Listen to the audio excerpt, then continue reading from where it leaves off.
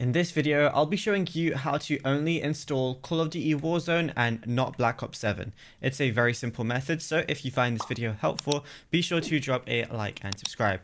Now, this can be done on literally anything you're playing on, but what you want to do is just go ahead and find Call of Duty. If you're on console, you can also do this, and I'll tell you exactly what to do. But if you're on PC, what you got to do is go ahead and find your game, then right click on it, then you're going to see properties as one of the options.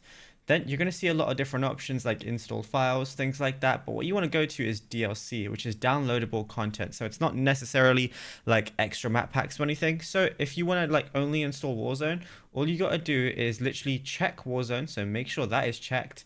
And then you got to uncheck all of the Black Ops 7 ones. Uncheck anything that you don't want installed. And then just make sure that Warzone is checked. And then that's it. You'll be good to go.